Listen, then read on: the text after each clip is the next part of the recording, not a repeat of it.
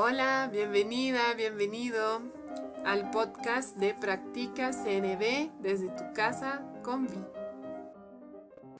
Hoy les quiero hablar del proceso de aprendizaje y en particular relacionado al aprendizaje de la comunicación no violenta.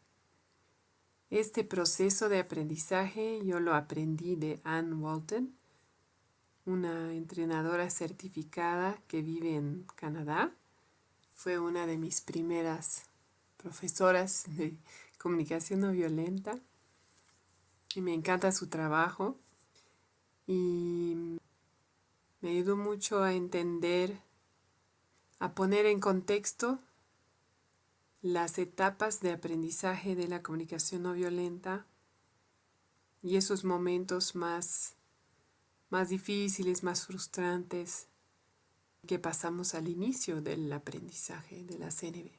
Así que les quiero compartir esto hoy con la esperanza de que tal vez les ayude también en su camino.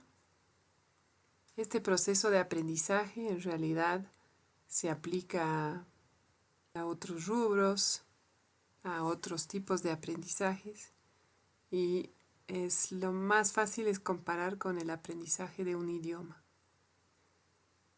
Si tienen un papel y un lápiz y quieren visualizarlo, les invito a dibujar una línea vertical y otra línea horizontal al medio de la primera para crear 4 cuadrantes.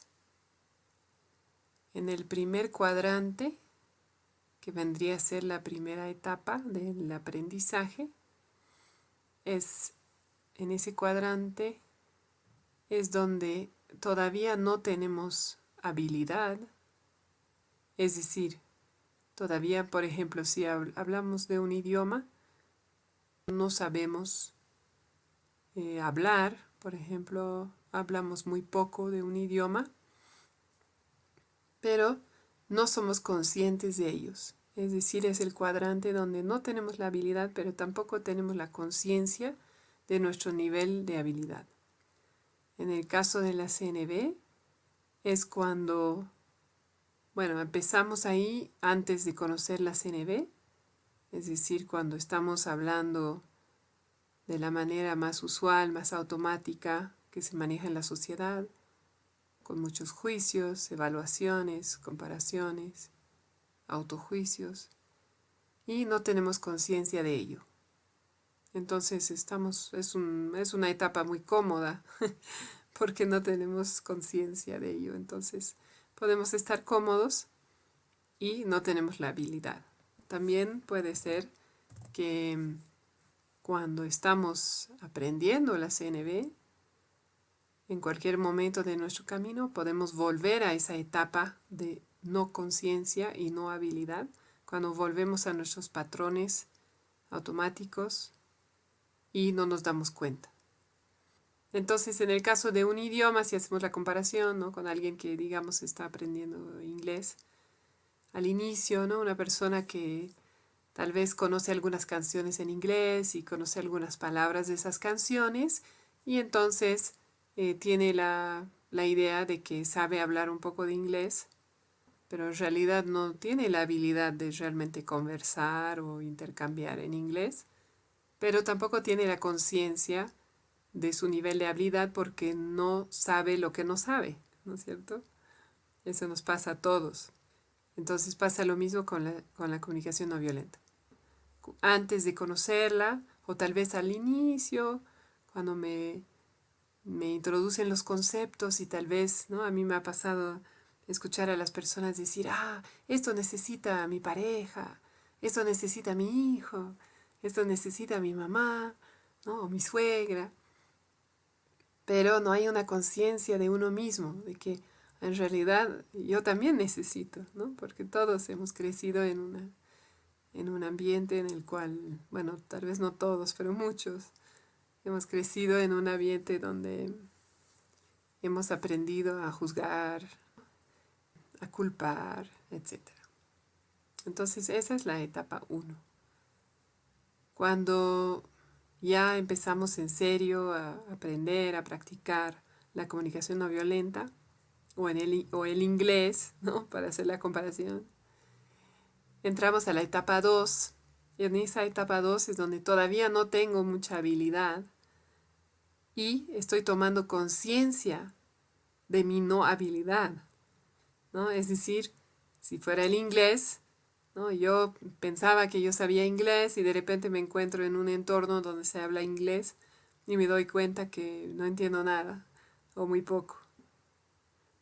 Entonces, tomo conciencia de mi no habilidad. Y lo mismo nos pasa con la comunicación no violenta. Empezamos a entender, por ejemplo, el concepto de los juicios y de repente tomamos conciencia de que emitimos una gran cantidad de juicios todos los días y en todo momento.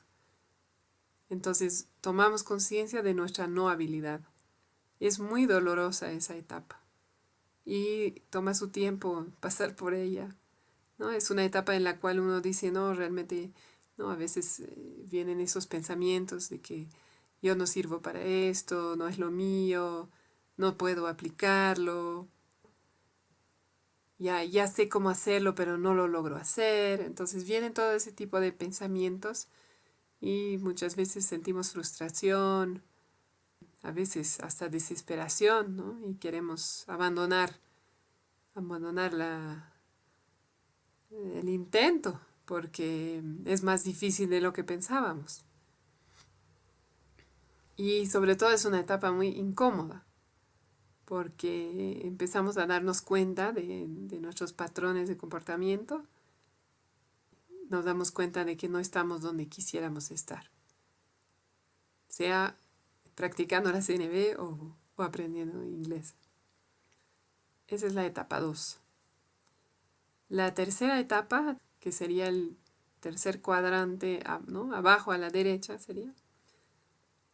Esa es la etapa donde ya comienzo a tener habilidad y es de una manera consciente.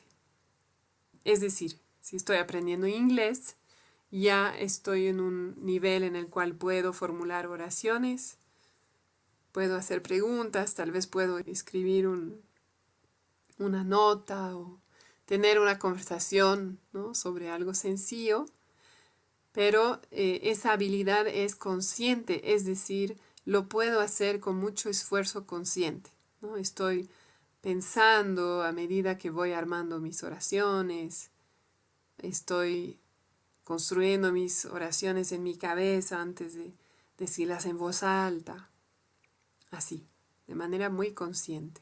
No es una etapa en la cual me sale natural. Y pasa exactamente lo mismo con la comunicación no violenta. En esa etapa es donde estoy practicando, ¿no? Tal vez con compañeros, compañeras de práctica, o estoy empezando a practicar en el mundo, en mi vida diaria, con colegas, con familiares. Y entonces estoy empezando a poder verbalizar tal vez o aplicar algunos conceptos de la CNV en mi vida diaria y lo hago de manera muy consciente, es decir, hago un esfuerzo consciente de a ver cómo puedo responder aquí, o voy a respirar y conectar conmigo y ver cómo estoy, de una manera muy consciente. Suele ser un poco incómodo, tal vez sale un poco torpe, ¿no? Así como nuestra primera oración en inglés va a salir un poco torpe, no se va a escuchar muy fluida, lo mismo pasa con la CNV. Cuando empezamos a practicar fuera del ámbito de práctica, ahí es donde puede sonar un poco torpe. Y finalmente tenemos la etapa 4, ¿no? Abajo a la izquierda. Esa etapa es la etapa donde ya tengo la habilidad y se ha vuelto inconsciente. Es decir, si digamos que estamos hablando del inglés, ya puedo tener una conversación en inglés sin traducir en mi mente, ¿no? Como yo diría esto en inglés, sin tal vez buscar mis palabras tanto, sin pensar tanto antes de expresarme. Y en comunicación no violenta sería la etapa en la cual ya he integrado, ¿no? Los conceptos, los pasos y ya me sale natural. Entonces es una etapa mucho más agradable, más cómoda, porque es fluido, ¿no? Porque ya lo he integrado, no tengo que pensar antes de expresarme, ya se ha vuelto parte de mí.